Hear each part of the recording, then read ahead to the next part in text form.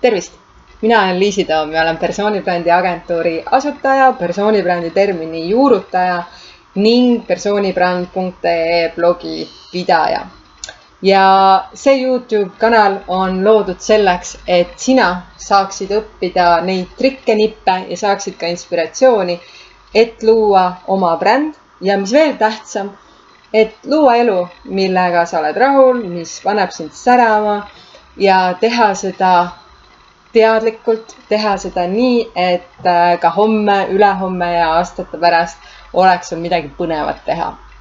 Ja täna tahan sulle pakkuda 5 mõtet, mis ühel bränd minal ehk siis sinu brändil peaks olema, et olla nii-öelda edukas, iga päev värske ja areneda ise ka.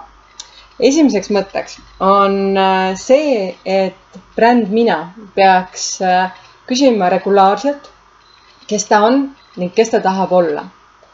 Kes ma olen, ehk siis täna, kes ma olen ja mis on minu väärtused. See on oluline küsimus, et teha tegelikult otsuseid oma turunduses, teha otsuseid klientide osas, aga küsimus, kes ma tahan olla tulevikus, aitab sul teha arenguplaani. Mõelda sellele, et mida ma pean täna õppima, mida ma peaksin täna juba tegema, et olla 5 aasta pärast ka konkurentsis ja mitte isegi olla konkurentsis, vaid juhtida seda, olla nii-öelda eeskujuks. See oli siis number 1. Number 2 on see, et bränd mina või üks tugev persoonibränd leiab endale oskused, kus ta saavutab meisterlikkuse. Ja tänapäeval võib see olla mitmete huvitavate oskuste kombinatsioon. See ei pruugi olla, et ma olen juuras tugev, see ei pruugi olla ainult, et ma olen kirjutamises tugev, aga võib olla. Nii et tänapäeval on väga palju valikuid ja see ongi sinu enda otsus ja julgus valida, kas see kombinatsioon või siis see üks asi, milles sa oled väga hea. Ja võtta seegi endale nii-öelda meisterlikkuse harjutamiseks, et sina saad selleks nii-öelda inimeseks, kellega teised, kes vajavad seda eksperti, keda nad teavad, et võt sina oledki see inimene, sinu nimi pannakse selle meisterlikkuse oskusega kokku. See oli siis number 2.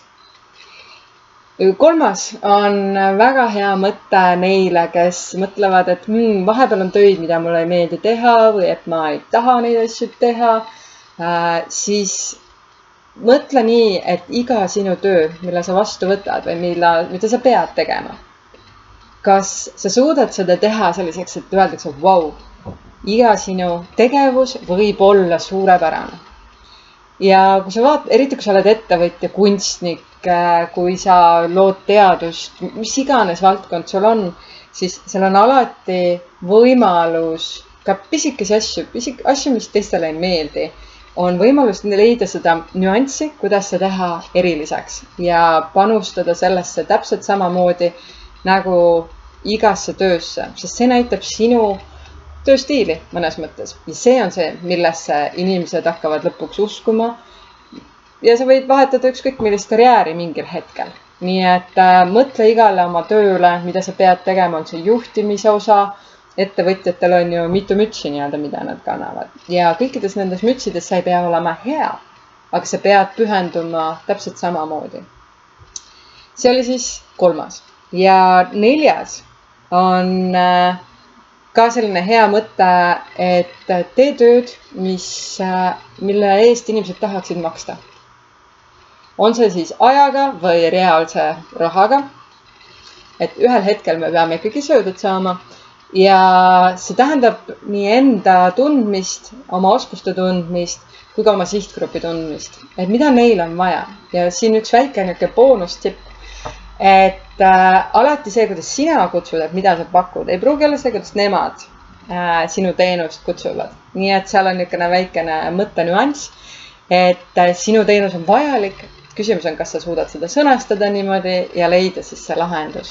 Aga tee tööd, mis on väärt midagi. Ja 5 on tohutu fookus oma tööle, mis käsil on.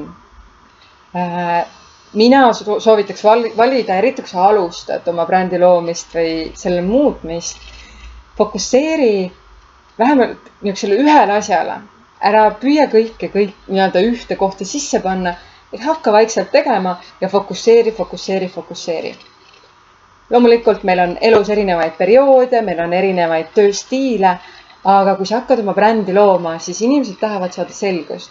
Mis on see, millega sinu poole pöörduda, eks ju? Ja seda nad saavad siis, kui sinu bränd on selge. Kui see projekt, millega sa tegeled, näitab, kes sa oled, mida sa oskad ja mis on sinu sõnum läbi oma nii-öelda brändi. Need olid siis 5 põnevat mõtteviisi ja sellist fookuse kohta, mida sina kui persoonibränd saad juba täna kasutusele võtta, mõelda, kas sa tegutsed nii-öelda süvendatult oma teemadega, kas sul on aeg, kus sa saad mõtiskleda enda üle, kus kohas sa oled nii-öelda oma arenguteel ning kas sinu töö eest tahetakse maksta ja kui ei taheta, siis miks?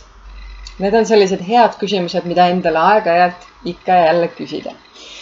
Ja kui sul on huvi järgmiste uudiste vastu, lisainfo vastu, mis aitaks sul elada oma elu oma reeglite järgi, siis pane see subscribe, pane ka like siia, südamed, blingid, et sa saaksid selle info endale kätte, saaksid väikese inspiratsiooni, natuke praktilisi nõuandeid, soovitusi, et sa saaksid alustada ja samm-sammult edasi liikuda oma brändiga, oma ettevõtlusega, oma kunstiga, oma loominguga ja jõuda just nendele õigete inimeste juurde, kellele vaja on. Kui sul on küsimusi, pane kommentaaridesse, kui see nõuanne, mis siit videost said, sinus mingid kelaksid helisema panid, pane kommentaaridesse, anna oma nii-öelda mõtetest mulle ka teada, siis ma saan järgmisi videosid juba paremaks teha.